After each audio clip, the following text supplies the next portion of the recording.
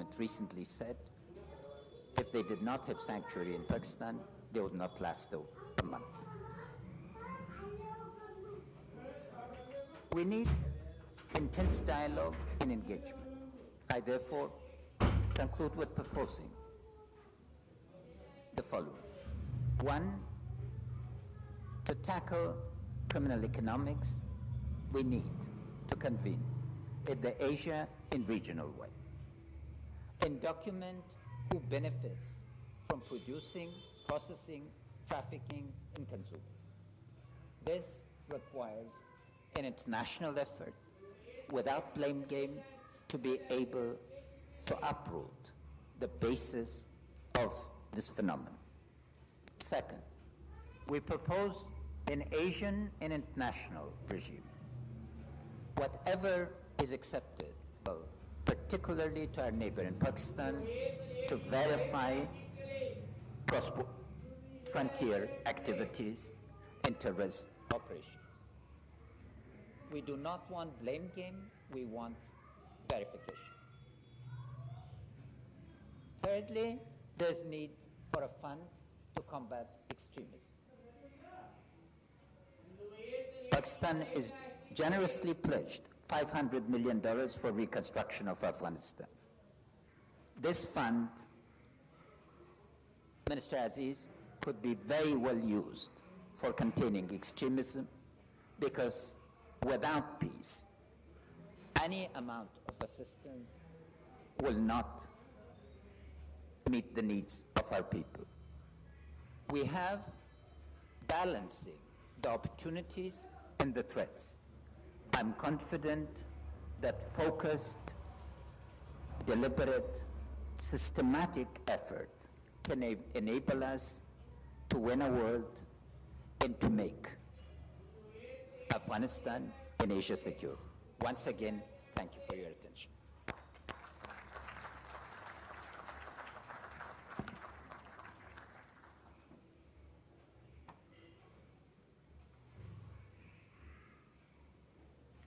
Thank you, Mr. President. I now request the Prime Minister of India, Shri Narendra Modi ji, to address this conference.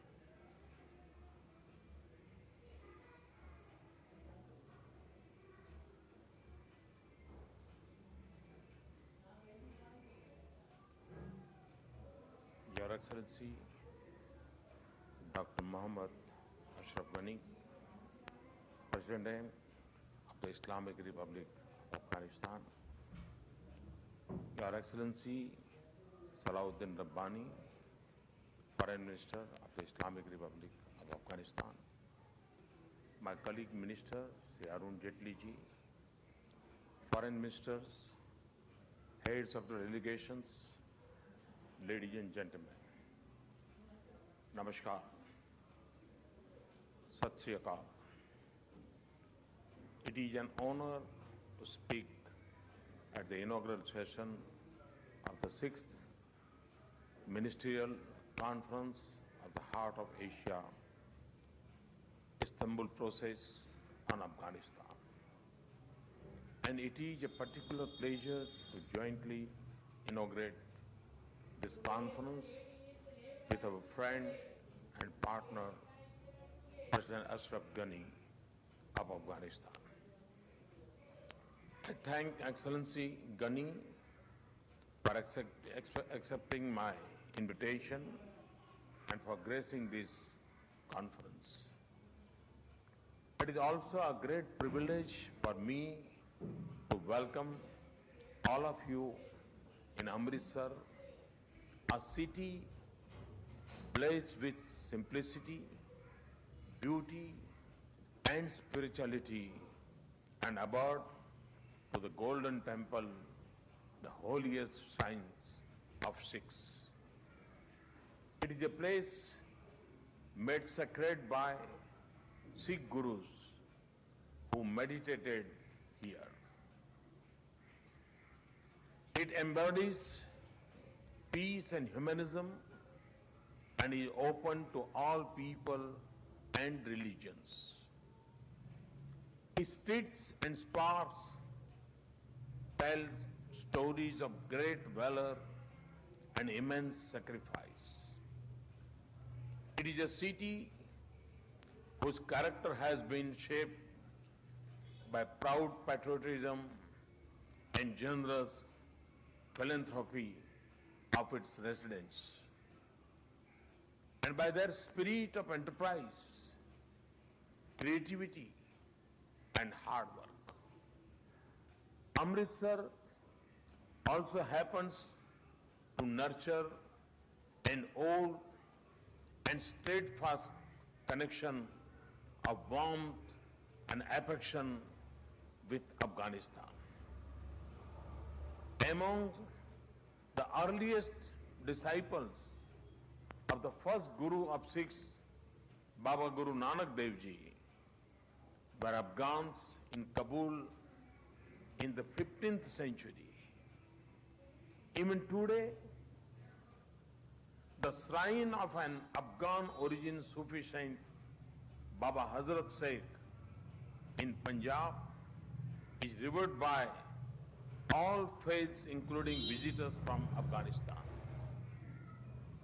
The flow of trade, people, and ideas through our region has often intersected in Amritsar on one of the Asia's oldest and longest surface arteries, the Grand Trunk Road.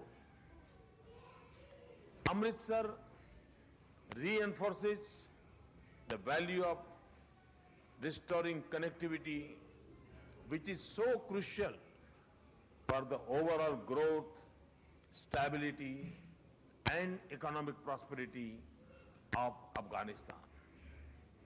Excellencies, ladies and gentlemen, since the turn of this century, the international community has extensively engaged in Afghanistan. Major powers, regional countries, and concerned nations from around the world have cooperated through multiple programs of political, social, military, economic, and developmental support. Our gathering today reaffirms the commitment of the international community to durable peace and lasting political stability in Afghanistan. Our words and actions remain focused at advancing a critical unfinished mission of our time, and that is to help Afghanistan build and strengthen its social, political, and institutional fabric, secure its territory and citizens from external threats, spur its economic and development activity, and stage a stable and prosperous future for its people. Indeed, this is also the intent of this conference, aptly captured in its theme, addressing challenges, achieving prosperity. We have no doubt about the scale of the challenge, but we are equally determined to succeed.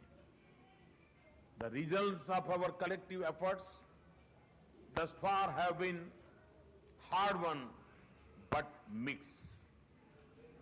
There have been important successes. Much more remains to be done. The need of the hour is to stand our ground and continue with our line of effort. We must protect and build on the gains of the last 15 years and march ahead. Because at stake is not just the future of Afghanistan that has been invested in a vision of development, democracy, and pluralism, but the peace and stability of this entire region and beyond.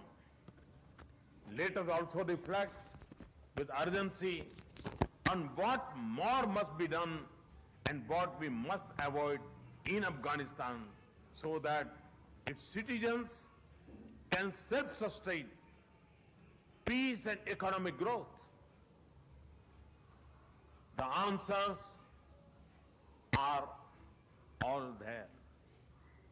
The question is of resolve and action, and of putting Afghanistan and its people first. For this first, an Afghan-led, Afghan-owned and Afghan-controlled process is the key. It is the only guarantor of durability of solutions. Second, we must demonstrate and transport linkages with other partners in the region. Excellencies, ladies and gentlemen, on India's part, our commitment to our brave Afghan brothers and sisters is absolute and unwavering.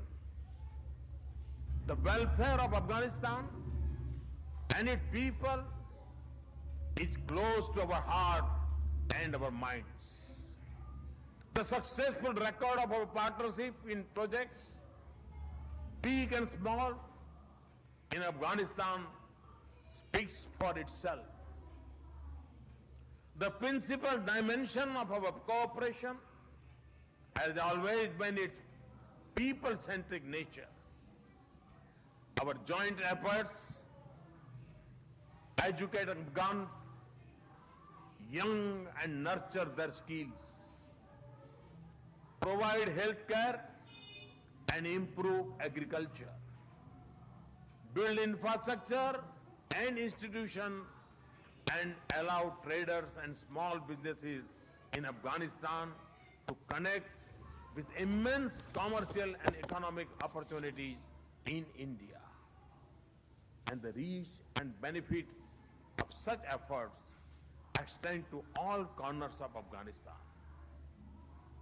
Herat's India-Afghanistan Friendship Dam, also called the Salma Dam, that was launched a few months ago, will help revive economic activity for the people there. The Parliament building in Kabul represents our strong commitment to Afghanistan's democratic future. Tehran-Dalaram Highway and India-Afghanistan-Iran cooperation on Chabahar would enable Afghanistan to link its economy with centers of strong economic growth in South Asia and beyond. We also plan to connect Afghanistan with India through an